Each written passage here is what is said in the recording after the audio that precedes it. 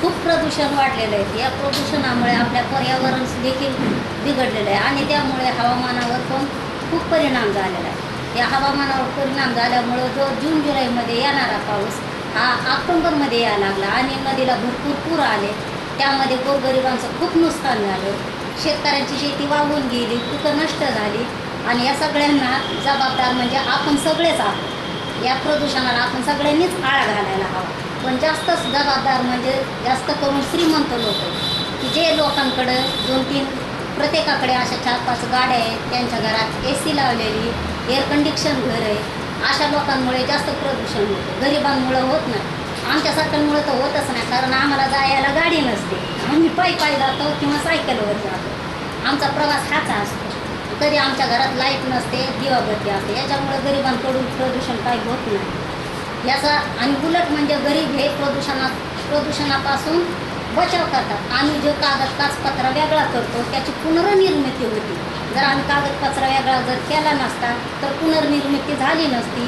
जो कागद सागापासून तयार होतो ते कागद तयार करण्यासाठी लोकांनी अनेक झाडे तोडली असती, म्हणजे पर्यावरण संपूर्ण नष्ट झालं असतं. जे पत्रा निघतो, फुगा प्लास्टिक निघतो, त्याच्या खाणी नष्ट झाल्या असत्या. म्हणून गरिबांचा जास्त हातभार प्रदूषण म्हणजे संपून टाकण्यापाठीमागे आपल्या देशात तर आहेच आहे, स्वच्छता आम्ही करतोयच. पण बाहेर जे आता मी गेले होते त्या देशात, तर तिकडचे अमेरिकेचे लोक आणि युरोपमधले त्यांनी ते काय करतात, तिथं आपल्यासारख्या राष्ट्रीयकरणात ते कचरा देत नाही. ह्या मोठ्या मोठ्या कंपन्या समजा आणि मिशनरी आहेत त्यांचे, ते सगळं ओला सुका सगळं कचरा जाळतात. ओला कचरा जळतो का हो कधी? ओले झाडं जळतात का? नाही जळत. सुका कचरा जे लागणार आहे राष्ट्रीयकरणाचा त्यांनी दिला, विचार केला आणि त्यांच्यापासून किती भौतिक म्हणजे खराबी किती होती देशाची ते त्यांच्या डोक्यात बसत नाही. आपल्या सगळ्या राज्यांनी देशांनी मिळून त्यांना सांगितलं की तुम्ही हे जाळू नका आणि हे घाण वाढवू नका. त्या घाणीमुळं गरमास किती वाढली, घरात बसू वाटत नाही, रोड किती तापतात आणि त्याच्यामुळं किती माणसाला आरोग्याला परिणाम होतोय ते त्यांच्या डोक्यात येत नाही. मग त्यांनी माझं आपलं सगळ्यांचं असं मत पाहिजे सगळ्या लोकांचं की त्या ज्या मिशनी आणल्यात त्यांनी त्या मिशनी त्यांनी बंद केल्या पाहिजे. आता जंगलातले लोक आले होते, जंगलात ते लाकडं कापणारे मच्छीमार आले होते.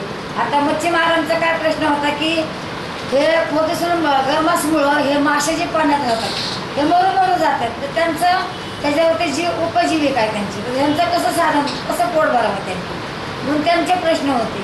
जंगलात लाकडं तोडणं त्यांना माहिती आहे कुठलं लाकूड तोडायचं, कुठलं विकायचं आणि कुठलं झाड ठेवायचं, म्हणजे हवामान बदल करायचं त्यांना चांगलं माहिती. पण त्यांच्या गरीबावर कोणी लक्ष देत नाही. राष्ट्रकर्ता ते लांबच राहिले, तिथं कमी आहेत राष्ट्रकर असले तरी पण त्यांच्यावर कोणी दखल घेत नाही. आपल्या इंडियामध्ये कसं आहे, राष्ट्रकरला आपल्या संस्था आहेत. आम्ही म्हणजे लहानपणापासून आम्ही हे कचरा गोळा करतो आणि शहर स्वच्छ ठेवतो आणि महानगरपालिका बी आपल्याला सगळं काही लागू केलं संघटनांनी भांडून. तसं त्या देशामध्ये राष्ट्रकरला काही किंमतच नाही. त्यांचं काय निघालं असतं ते डायरेक्ट जाळतात. त्या धुरामुळं किती हे पसरवते सगळं, म्हणजे गरमास जास्त तिकडं. तर आपण काय मांडलं तिथं जाऊन की तुम्ही हे ज्या जाळाची मशीन आहे हे मशीन तुम्ही बंद करा. लागते करायला तिला तुम्ही सुका कचरा द्या तिला लागणारा तिच्या पोटासाठी आणि नाही लागणारा कचरा तुम्ही जाळा तरीच हरकत नाही. काय झाडवाला तुम्ही झाडं तोडा हे तोडा. अरे झाडं जर आपल्याला हे राहिले तर आपल्याला हवामान किती ओरिजिनल हवा आहे, हे हवा आपल्याला मिळेल का? नाही मिळणार. ते झाड जर ठेवलं तर त्याची स्वच्छता तुम्ही राखली, तुम्ही स्वच्छता झाडून घेतलं, ते सगळा कचरा समजा त्या राष्ट्रकरला दिला, ते लागणारा कचरा घेईल, नाही लागणारा ते कुंडीमध्ये फेकून देईल किंवा तुम्ही जाळा.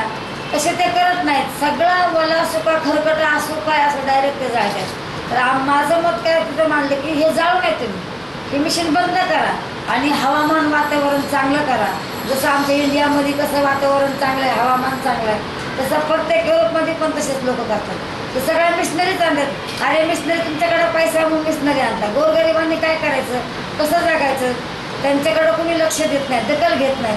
त्या धुरामुळं असताना त्या शरीराला पण त्या गाड्यांचा धूर किती आहे, गाडीत बसले की 4-4, 5-5, 10-10 गाड्या त्यांच्या हिमालयासारख्या पळतात. ते धूर किती पसरतो, ते धूर पसरू नये म्हणून त्यांना ते पण आम्ही सांगितलं की ह्याच्यामुळं क्लायमेट चेंज, ह्याच्यामुळं कसं तुम्ही हे चेंज केलं पाहिजे, माणसामध्ये कसा बदल केला पाहिजे आणि ह्या मिशनरी तुम्ही बंद करा आणि त्या मिशनरीचा नैनट करा आणि तुम्ही राखपेकरला कचरा द्या. कारण का राखपेकर ही आम्ही जी राखपेकर आहे, आम्ही स्वच्छता उलटी आम्ही चांगली करतोय.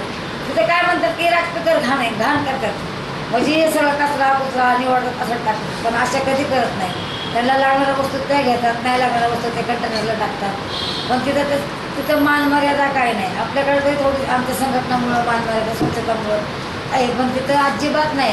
राखपेकर म्हणजे काय त्याला माहिती, त्या लोकांना माहितीच नाही. ते म्हणतात की झाडं तोडलं की त्यांना वाटतं आमचं हवामान प्रदूषण चांगलं झालं, त्यांना असं वाटतं. पण आपल्या मानाने असं की आपण ते लोक जास्त घाण करतात. ते काही इशीमध्ये बसतात, गार हवामध्ये बसतात. आमच्यासारख्या गरिबाने कुठं बसायचं हो, झाडाखाली जाऊन बसतात ना. झाडाखाली समजा कागदी थकलं म्हणून झाडाखाली आम्हाला बसणार ना, तिथं झाडच नाही. तिथं जागा कुठं जाऊन बसणार, ते राखतं जागाच नाही तिथं बसायला. ते उन्हामध्ये बसणार का तिथं बसून तर उन्हाने तापवलं आजारी पडेल. पाणी गरम प्यायचं, ते काही इशीमध्ये गार बाटल्या मस्त फ्रीजमध्ये ठेवून पाणी प्यायतात. चांगलं त्यांचं वातावरण असतं, आतमध्ये पंख्याला बसतात. आमच्यासारख्या गरिबांनी काय करणार, आम्हाला हेच ओरडून हे पंख्याची हवा आम्हाला हे अशी लागते म्हणून त्यांनी सांगितलं.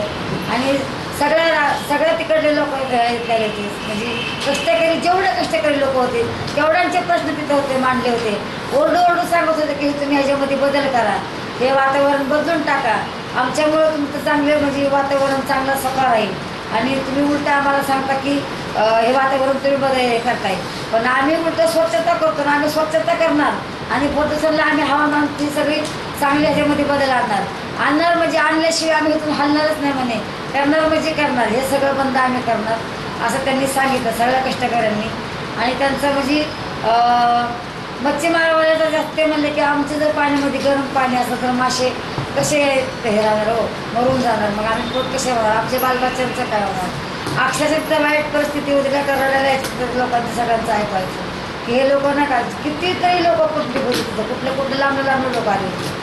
आपल्या इंडियाचे पण थोडे होते, पण जास्त तिकडल्या लोकांचे जास्त थायलंडमधले लोक होते.